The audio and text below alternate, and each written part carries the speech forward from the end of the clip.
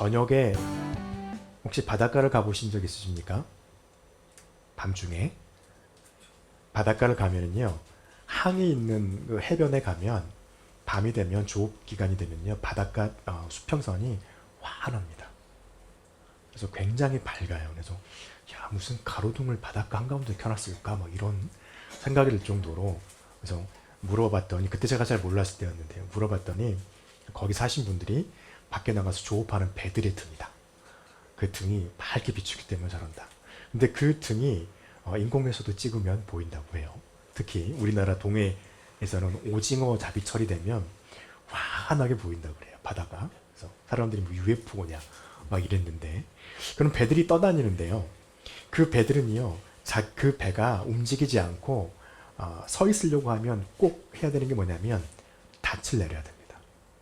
닻을 내리지 않으면 표류해 가는 것이죠. 자기가 원하지 않는 방향으로 계속 떠밀려 가는 것입니다. 그런데 배는 정지해야 할 때 반드시 닻을 내려서 그 자리에 서 있어야 합니다. 그리고 우리가 살고 있는 이 땅, 이 육지 속에서도요, 흙과 돌은요, 원래 있어야 될 그 자리에 있어야 돼요. 그런데 여름이 되면 저희 나라나 요즘에 저희 나라뿐만 아니라 전 세계적으로 난리죠. 비가 갑자기 뭐 1년 동안 와야 될 비가 뭐 한 달, 두 달, 뭐 일주일, 2주, 2, 3일 내에 비가 와가지고 쓸려 내려옵니다. 그러면 이거 참 힘듭니다. 굉장히 싫어합니다. 저희가 살고 있는 곳에 그런 일이 벌어진다면 저희도 굉장히 난처하고 싫을 겁니다. 그래서 이 배도 서야 할 땐 닻을 내려서 제대로 서야 하고요. 우리가 밟고 있는 흙과 땅과 돌들도요, 그냥 있는 그곳에 있어야 돼요. 움직이지 않았으면 좋겠어요. 우리가 임의로 움직이는 게 아닌 이상은. 네, 그렇습니다. 우리들이 그렇게 움직이지 않기를 바라고 떠내려가지 않기를 바랄 때는 반드시 그렇게 해야 됩니다. 믿음도 그렇습니다. 오늘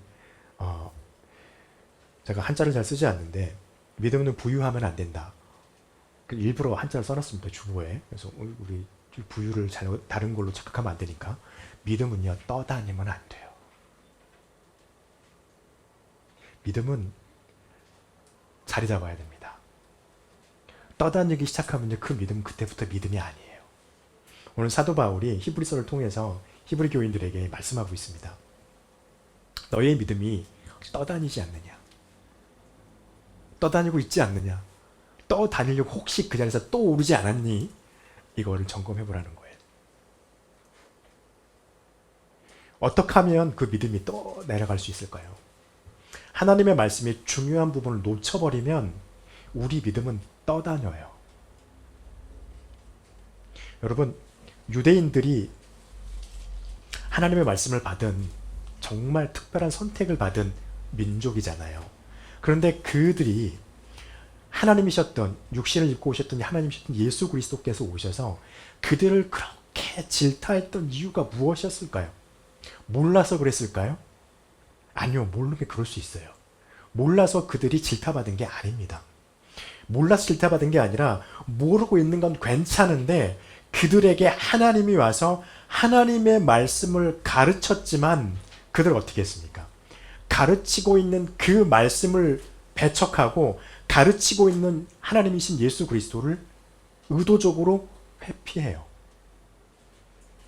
여러분, 이건 저희들에게도, 현대를 살아가는 저와 여러분에게도, 현대의 기독교인들도 굉장히 중요한 부분입니다. 교회 안에서 열심히 있는 사람들 굉장히 많거든요. 그런데 집중하고 열심히 있지만 그들이 절대 놓치지 말아야 될 것은 하나님의 말씀이에요. 예수 그리스도입니다. 복음을 놓치면요, 그 믿음은 떠버린 믿음이에요. 이것은 누가 제일 좋아할까요? 사탄이 제일 좋아합니다. 그리고 사탄이 지금도 계속해서 하고 있는 일이에요. 그래서 들려지는 복음 중에, 하나님의 진리 중에 진리인 예수 그리스도, 그를 믿으면, 그를 고백하면 구원을 얻을 것이다 라고 하는 하나님의 복음에 집중하지 못하게 합니다. 그것을 듣지 못하도록 합니다. 그러면 사탄은 성공한 거예요. 그런 말 하잖아요. 예전에 그런 말 많이 했어요. 교회 안에 있지만 교회 안에 선교지가 있다. 그때는 10대들을 향해서 그렇게 말을 했거든요. 뭐 지금도 10대들, 20대들이 그렇지만. 그런데요, 이 자리에 믿음이 제법 있다라고 하는 중견 믿음을 가지고 있다라고 하시는 분들 중에도 그런 분들이 계신다는 겁니다. 무엇을 놓치기 때문입니까? 하나님의 진리를 놓치기 때문이에요. 말씀 안에 있는 진리. 저와 여러분 놓치지 않기를 간절히 축복합니다. 그래서 사탄이 싫어하는 일을 떠나기를 축복합니다. 그리고 그것을 할 수 있도록 하시는 분이 성령이십니다.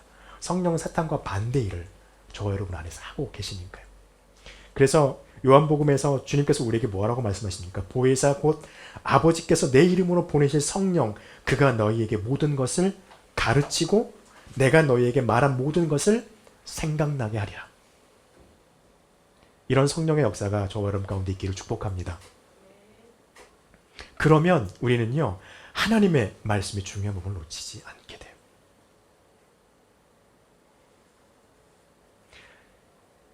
예수 그리스도를 우리 놓치면 우리는 순간 떠밀려요. 이 말씀을 준비하면서 묵상하면서 공부하면서 보고 있었는데 갑자기 어떤 생각이 났냐면요. 주님께서 우리에게 보여주셨던 너희가 집을 짓는데 거기가 반석이니 모래니 라고 하는 그런 주님의 비유가 생각이 났습니다. 그러면서 그런 생각을 해봤습니다. 개인적으로. 그 반석도 물론 주님이 반석이시겠지만 우리가 교회를 지탱하는 사람들이라면 내가 만약에 그 교회를 지탱하고 있는 그 땅인데 나에게 갑자기 사탄이 나를 회유하여서 그것에 넘어가서 내가 물을 잔뜩 머금은 모래가 됐다면 이거 어떻게 해야 되나? 여러분, 저와 여러분이 흙이고 모래인데 우리가 물이 없으면 단단하게 그 건물을 지탱하겠지만 사탄의 속임수로 인해서 넘어가서 저와 여러분이 사단에 주고 있는 그것을 잔뜩 먹어서 물을 잔뜩 먹어가지고 있는 모래라면 어떻게 될까요? 그 교회는 무너질 거잖아요. 금이 갈 거잖아요. 10중 8구. 그런 생각을 해봤습니다. 아찔했어요. 우리가 예수 그리스도라고 하는 그것을 세상 사람들에게 보여야 하는데 우리가 사단에게 넘어가서 사단의 것을 잔뜩 머금고 있으면서 나는 신앙인이라고 말하고 있다면 내가 보이고 있는 예수 그리스도는 금가고 기울어지고 벽에 있는 시멘트가 다 떨어져 나가가지고 누가 봐도 흉가처럼 보일 거 아닐까? 이런 생각이 들었습니다. 저와 여러분이 하나님의 진리이신 예수 그리스도를 놓치지 않는 축복이 있기를 간절히 축복합니다. 그리고요, 이 복음을 들었을 때 우리는 이 복음을 그냥 듣고 한쪽 귀로 흘러내는 지나가도 아무렇지도 않는 복음이 아니라 이 복음을 마음에 깊이 새기고 그리고 새긴 것으로 끝나는 게 아니라 반응을 보여야 하는 구원의 진리라고 하는 것을 우리는 기억해야 됩니다.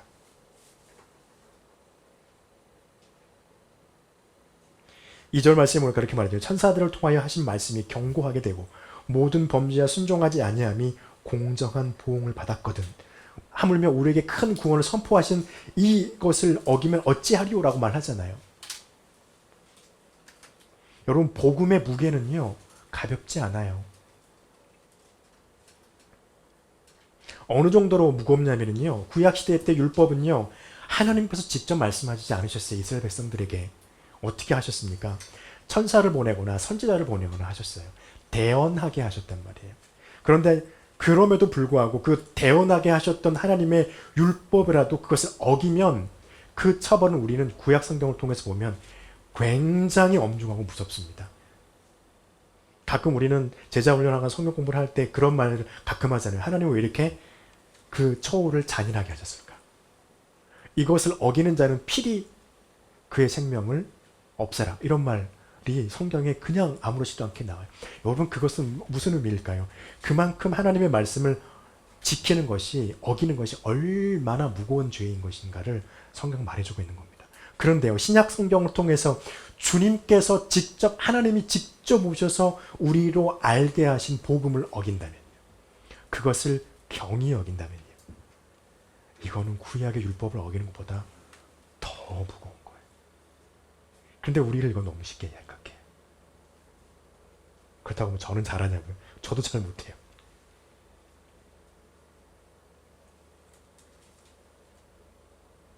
중요한 건 그겁니다. 이 복음은 우리에게 굉장히 무거운 것이고 엄중한 것이라고 하는 것을 우리는 한편 기억해야 합니다. 물론 복음에 와서 우리를 자유롭게 합니다. 그 복음에 대해서 하나님 앞에서 우리가 자유함을 누리고 그것을 가지고 담대하게 주님 앞에 우리가 잘 지키든 순종을 잘하든 못하든 주님 앞에 나아가서 그리스도 이름으로 나가설 수 있게 만드는 복음입니다. 그러나 한편으로 하나님이 우리에게 요구하는 것은 이 복음을 잘 기억하고 중히 여기라는 것입니다. 이 복음은요, 하나님이신 예수님께서 우리에게 증거하시고 가르쳐 주셨습니다. 그리고 어떻게 되었습니까? 그의 제자 사도들에 의해서 다시 증거되고 우리에게 가르쳐 줬습니다. 그리고 계속해서 우리의 믿음의 선배들을 통하여서 이 복음이 하나님의 진리이고 말씀이고 확실한 것임을 증언해 주셨어요. 그거를 성경은 오늘 뭐라고 합니까? 확증이라고 말하고 있잖아요. 확증해 주고 있어요. 저와 여러분도 그것을 세상 가운데 다시 한번 확증해야 됩니다. 어떻게 해요? 증거해야 돼요. 우리 믿음의 선배들이 그렇게 했던 것처럼. 그리고 고백되어져야 됩니다. 우리 입술을 통해서, 우리의 삶을 통해서 내가 하나님을 믿고 있습니다. 여러분, 중요한 게 있어요. 그럴 때 하나님이 어떻게 하시냐면요, 많은 기적과 이적을 통해서 저와 여러분의 삶 가운데 그것을 증거해 주시냐는 거예요. 4절 뭐라고 하십니까? 하나님도 표적과 기사들과 여러 가지 능력과 자기 뜻을 따라서 성령에 나누어 주신 것을 함께 증언하신다는 거예요. 어떻게 했을 때요? 우리가 하나님의 말씀을 엄중히 여기고 복음을 엄중히 여기고 그 복음을 증거하고 고백하고 세상 사람들에게 예수 그리스도를 보이려고 나갈 때, 그때 하나님은요, 저와 여러분의 그 말과 삶을 통해서 하나님의 이적과 기사를 드러내신다는 거예요. 동시에 무엇을 하시나요? 저와 여러분의 마음을 위로하십니다. 힘을 주십니다. 우리가 어려울 때 달래주기도 하십니다. 무엇을 위해서일까요? 우리의 얼굴이 어두우면, 우리의 언어가 거칠고 어두우면 하나님이 그렇게 보여져요. 누구에게? 사람들에게. 그렇게 하나님이 하지 않기 위해서 우리의 언어를 밝게 만드십니다. 우리의 언어를 어둡지 않게 만드십니다. 우리의 언어에 따뜻함을 갖게 하십니다. 우리의 삶에 평안과 희락을 허락하십니다. 비록 우리의 삶이 그러한 삶이 아니다 할지라도. 이것이 무엇일까요? 복음을 받아들여서 우리의 마음에 새기고 고백하는 거예요.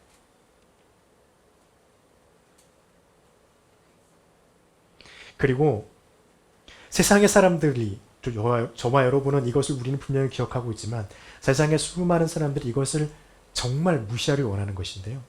오늘 또 말씀해 보니까 2절 말씀 끝에 보니까 공정한 보응을 받았거든 라고 말씀하시고 3절에도 보니까요, 중간에 어찌 그 보응을 피하리오 라고 말씀을 하십니다.